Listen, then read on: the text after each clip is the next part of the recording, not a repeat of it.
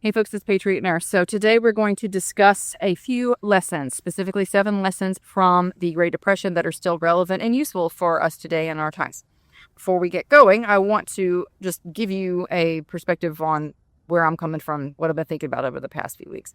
So guys, as I've said recently, the YouTube algorithm is designed to appeal to the lowest common denominator as a race to the bottom, which means whatever AI slop is generated, whatever people click on, or whatever volume that content creators keep shoving out to try and tread water on the algorithm, like that's what's getting pushed to you. The challenge right now is just to kind of figure out, do you want to do more clickbait, more like in your face? And to a great degree, you kind of have to be selective with your titles and things like that, thumbnails, whatnot, in order to have your subscribers even be able to see you. But I've just come to the point, guys, where I'm going to be real. Not that I've not been real, but authentic and unvarnished effectively. The way that I look at it is like, I'm going to be obedient. I'm going to be obedient to the Lord, and I'm going to share what is on my heart and do the best that I can with what I've got. And if it means that my face is not airbrushed and if things are not perfect in my videos, then so be it, because I think at this point, people would rather someone be real with them and straight with them that they trust, as opposed to like flashy clickbaity, and that's what I'm going to do. So when it comes to depression survival lessons, I actually was reviewing a video that I filmed several years ago with my papa, who is now passed, and I do miss him. Papa grew up, of course, in the Depression, but also he grew up very, very poor, in a poor part of the nation. Appalachia has, for years and years, been very depressed as far as our overall economics. But in my papa's case, he shared several lessons with me that I would like to highlight periodically throughout this video. The first lesson that we can take from the Depression that actually worked was bartering when practical was a good way to go. Now, hear me out on this, because oftentimes people are going to say, oh, well, it's a cash-based economy. Bartering is never going to 100% replace a cash-based economy and cash-based transactions, certainly in the internet age. However, there is a key benefit to bartering when it comes to trading for things that really cannot be improved upon, and that is it does not create a taxable event, effectively. Or I should say enforcement thereof is very, very difficult. If you trade, for instance, childcare for something, or you trade, for instance, one skill set for another, or this piece of equipment for that piece of equipment, then the government can't really tax that. And so, of course, there's a reason to disincentivize bartering or, poo-poo it. But more and more, I think people are returning to bartering because there is no other option. There just ain't money at the end of the month. Or they have skills that they have and they can't find an outlet for them, but somebody else has something they need, and so they can trade. One of the clips that I want to show you next is what my papa spoke about in regards to bartering stuff for stuff. Eggs were one of the things that he mentioned. And in that time, eggs were usable in order to transact for other services. Did people trade a lot back then? If they didn't have money, what did they do if they wanted something? Did you trade with people? You took eggs to the store, chickens. Now, eggs at that time was the easiest thing to get because you keep chickens. And they was always the market for them. They brought pretty decent price. You get 35, 40 cents for that an egg. You'd buy a pound of coffee going that way. A pound of coffee for 29 cents. Wow. Bartering, as my papa spoke about, is really going to be, I think, something that we can embrace, even if it's a small thing, even if it's trading a service like folding laundry or helping out with something versus, helping in the garden or helping in the garden for food. There's lots of things that people can do to barter. Or, for instance, an electrical worker bartering for something with a plumber. There's a lot of things that we can do that we're going to have to embrace moving forward. 2 is avoid debt. Now, it's funny to say this because overall credit card delinquency and debt servitude is at an all-time high in this country. So it's a bizarre thing for me to say, but as best as possible to avoid financing things is pretty imperative, because when it comes to certain types of debt in the United States, you'll never work your way out from under it, including student loan debt, which is one of the reasons why people under the age of 40 right now are really heaving and really absolutely sinking in this economy, because they cannot get out of student debt. And because they can't get out of student debt, and in this country, of course, God forbid, if you should need medical services, in many cases, it bankrupts people. So that's another type of debt that is very difficult to get out from under. So avoiding debt, if all possible, is really going to be a huge thing. And we're going to talk about specifically healthcare debt here in the middle to end part of this video. Keeping the family together. This is a big thing. Now, granted, domestic issues and divorce are a reality for a lot of people, and I'm not poo-pooing people's experience, and I'm not trying to kick people when they're down. Please don't misunderstand. What I am saying is that if your family is intact and you have the capability for a parent to stay home with children, there is financial benefit to that. And a lot of people are starting to run the numbers and figure that out. Matter of fact, Dave Ramsey, who I have occasional serious beefs with from an overall recommendation standpoint, nonetheless, he actually released I guess it was an article, or he spoke about this, where he mentioned that the value of a stay-at-home mother or stay-at-home parent was approximately $40,000 to $60,000 annually when you look at the cost of childcare, the cost of meal prep, going and doing errands, etc. Nowadays we have services and gig apps to accomplish a lot of these things, like DoorDash or like grocery delivery. But a stay-at-home child-caring parent certainly is going to yield quite a bit of value for the household, because the cost of childcare is absolutely exorbitant right now. And so people, despite many families having to pursue two incomes in order to keep that roof over their head, little wonder when it's about 70% of their net income every month going to put a roof over their head in many cases.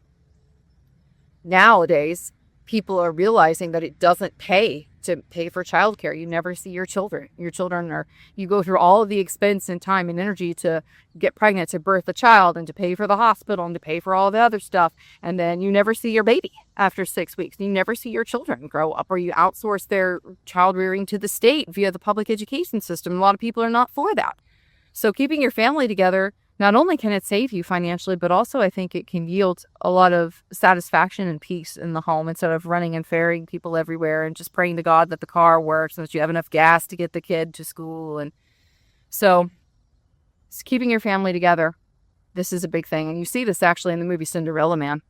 Not only is it important if you have children to actually be with them, but a lot of people's parents either dumped them off. Marilyn Monroe she considered herself a waif, but she had a very tempestuous home life in early childhood, and basically was dumped off at orphanages and moved through various different foster homes, because it was common for people in financial duress to just abandon their children or to send their children with family members in the city. And you see this actually in the movie Cinderella Man. But I'm curious, probably a lot of you have stories from your parents or your family members from the Depression who experienced that as well. The next thing I want to talk about as a value and a lesson that can be certainly applicable is faith-based sharing of cost and skills. So churches, I think, are seeing a resurgence across the country, and communities of faith are seeing this resurgence, not just because people are desperate for meaning, but also because they need connections, people need networks, but also they need help. If you are a family raising small children right now, it's very difficult to do that. It's always been difficult to do that, but it's very difficult to do that with no support network. And to have people, even if it's just a small group, a small gathering of believers and fellowship, to help out with a meal train when someone's sick or had a baby, that this is coming back in need, because we're basically reverting to more and more of a tribal existence with the absolute decay and collapse of our modern economy. We need each other. So communities of faith can help each other out, not only for emotional support, but also when it comes to sharing things and sharing property. There is, it's not so commonly seen as much outside of the Jewish community, but it's a term called a gemach. And a gemach is like a free loan fund. And there are gemachs for various different things. And effectively, a gemach is basically people pull together, whether it's children's clothes or whether it's lawn tools, various different things, where the community says, okay, well, instead of me throwing this out or me selling this or me putting it on Facebook Marketplace, we're going to donate it to the gemach. And then this common fund. There's also common funds that are not necessarily faith-based, that are Facebook Marketplace and Facebook groups that have this sort of thing, but where you can use things and then give them back, or take some, leave some. And so I think we're going to see more and more people pulling together. You see this again in the movie Cinderella Man. It's one of my favorite films, actually. And you see this when the children all get together at the church to celebrate the birthday with one cake, because that's all everybody could handle effectively cost-wise. But then everybody also got a little piece, and the children were able to maintain their dignity and have something special. So it allowed parents also to give their children a birthday party with the other children, and the kids still felt like there was something and there was a little cake for them. So I think people are going to be continuing to rely more and more upon communities of faith if that is an option for them. Number 5, prioritize your health. This is something you really should pay attention to. It was released this week. There's an article in the Journal, Wall Street Journal, that was talking about this, but the projections for the Affordable Care Act marketplace is that it's going to be conservatively a 10% increase next year in premiums, conservatively starting at 10%. Healthcare is already unaffordable, and the premiums are exorbitant. This is why many people are dropping them altogether. But the reality, friends, for many families is that they can't afford to go to the doctor. You can't afford to get sick here, because if you do get sick and you incur a medical debt, you can't work at the time to pay it down. Things just snowball.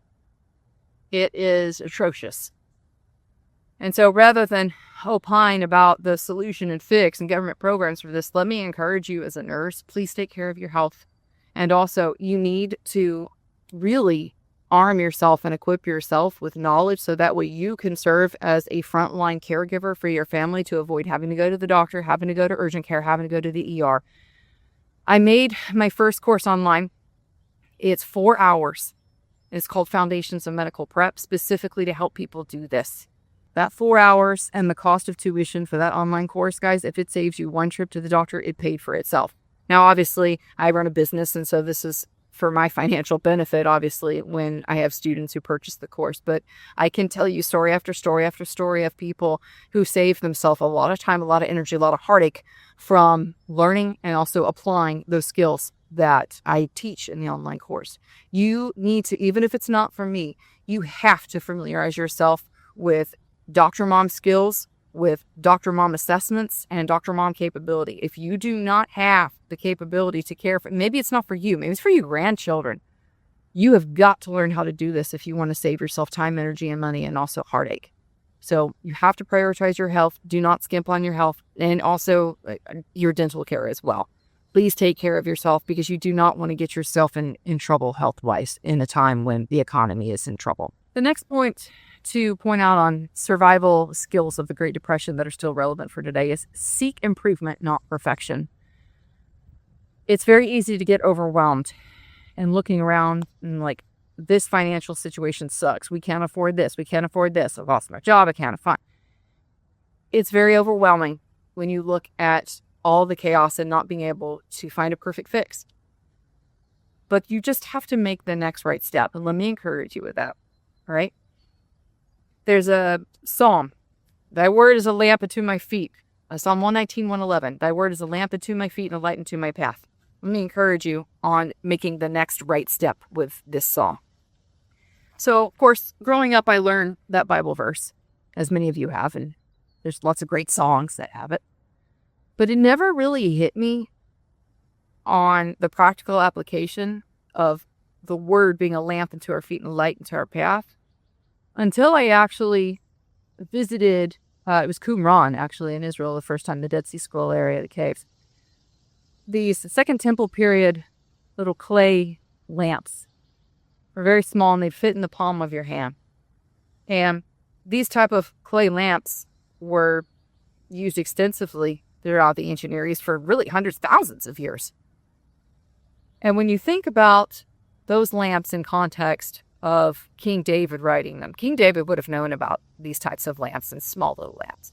We're not talking about a flashlight or a torch, with 1, 2, 3 batteries from Surefire that are awesome. We're talking about, I'm not sponsored by them, by the way, but we are talking about these little lamps that cast just enough light for your next step. When you look at the lamps in the caves and you think about God's word being enough light for our path, oftentimes it doesn't illuminate the entire theater. It doesn't show you every subsequent step and the perfect pathway forward. It gives you enough light for your next step. So the application point here, rather than being overwhelmed with things, and it is easy to be overwhelmed, rather than being overwhelmed, rather than being overwhelmed. Focus on making the next right move according to the Word of God and the testimony of His Spirit in your heart. If you make the next right step, and then the next right step, and then the next right step, and the next, you're going to form a string of good choices, or the best choice that you could make. And that's going to give you the best outcome. So rather than seeking a perfect outcome, just do the next right thing. Take a breath and just do the next right thing. The last one is food security. So the reality is that a lot of people right now would like to have land. They would like to have space and the capability to have a large garden, to have large production, but they can't. You can also do a lot of stuff on your back porch. If you have a back porch, if you have a sunny exposure, there are many different ways to cultivate food with very little space. Even if you don't have access to the ground, if you have a patio container garden, you can do an awful lot with it. So with the cost of food going up, it's going to continue to go up because our currency keeps getting debased, and also because we're having serious issues with oil supply, gas, petrol, all of these disruptions secondary to the Strait of Hormuz stuff and all the aftermath there. And as best as you can, try and grow just something. Just something. If you have a little bit of extra money to buy of food that you regularly eat, to store things that you regularly eat, and to, as best as possible, minimize waste. One of the things that I've been doing for years is to save scraps, for instance, from cooking a chicken or baking a turkey. Save the bones and save the scraps, put them in a bag in the freezer. And then also, in another bag, save your kitchen scraps, like, for instance, the ends of carrots that you cut up or the ends of celery or onion peels. You can save your kitchen scraps and put them in a bag, freeze them, and then now you have broth when you combine those two. The bones of chicken, beef bones, save your bones, and then save your kitchen scraps, and then you make broth out of them. So you're minimizing food waste and you're maximizing nutritional value. And that really kind of goes back into the caring for your health, because if you cut corners on your food and you buy crappy food, then it's going to affect your health, and things just cascade. So these are lessons I hope that you have picked up from today, and my papa would have approved, because he was trying to share with me these things, and thankfully I asked the wisdom the Lord gave me to ask him while we still had him. I miss him. I know a lot of y'all probably miss your grandparents too.